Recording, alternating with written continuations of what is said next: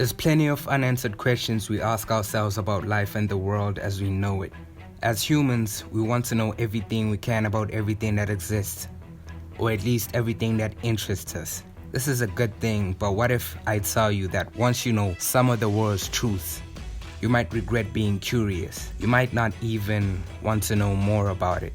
Let me elaborate. Do you remember that scene in The Matrix when Morpheus gave Neo the opportunity to choose between the red pill and the blue pill? To paraphrase his words when he was guiding Neo through his options, he said, "If you choose the red pill, which is the truth, you stay in Wonderland and see how deep the rabbit hole goes. And if you choose the blue pill, the story ends and you wake up believing whatever you want to believe."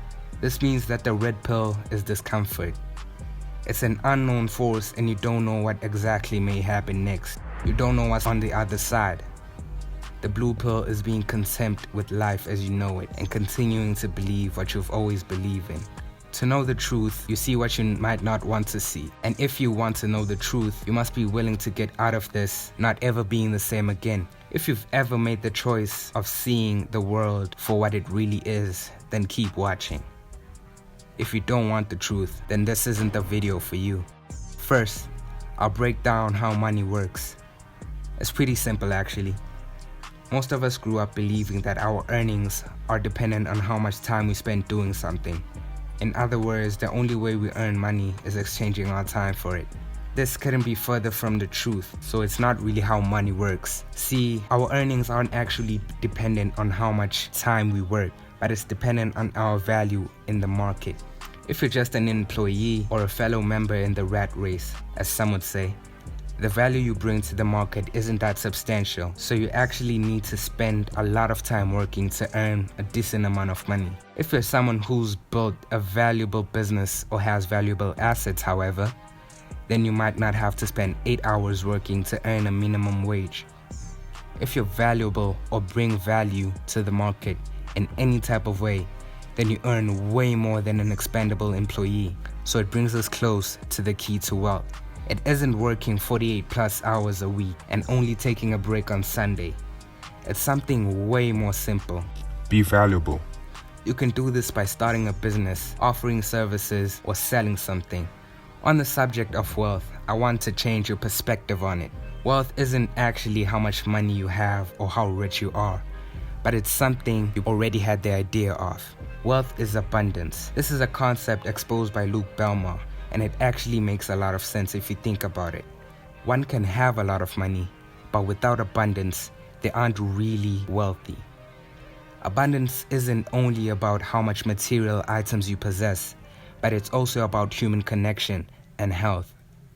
Wealth is about having all you need and more, physically, psychologically, and spiritually. Another thing you've been unaware of is that the people who you give your trust to don't actually care about you. And no, I don't mean your girlfriend or boyfriend who you'd swear is the one.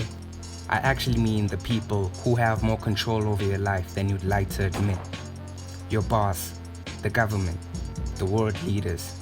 These are the people who you give your complete trust to, yet you don't know what happens behind closed doors in their operations. I won't say they're actively trying to kill you or harm you so you stay weak and harmless to them, but I'll say that they don't care about you. I mean, how could they when they're managing hundreds or even thousands of people and don't know 90% of them? You should be more cognizant of the people who control you. Challenge every belief you're being fed and move away from the slave mind. The people who are in positions of power don't have your interests in mind when making decisions. So think about that the next time you give them all of your trust. Last and certainly not least, we have society. On and off the net, society has a lot of influence over your life, and you may be subject to comparison, peer pressure, and judgment from society. Some things are worse online and some are worse offline.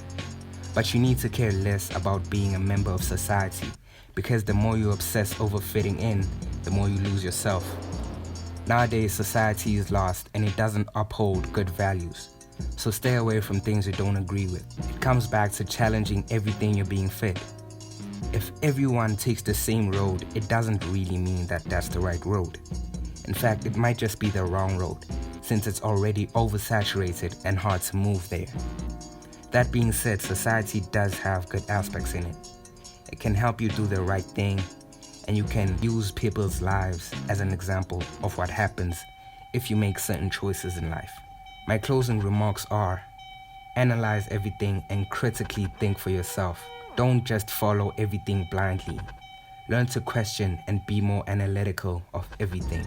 Even every idea presented in this video should be taken with a grain of salt. This may be the truth according to my view of the world, but we have different views of the world. These are just things I wish someone told me earlier in my life, and there's more truth than this. If you'd like a sequel to this video, leave a like below and subscribe to get the next one.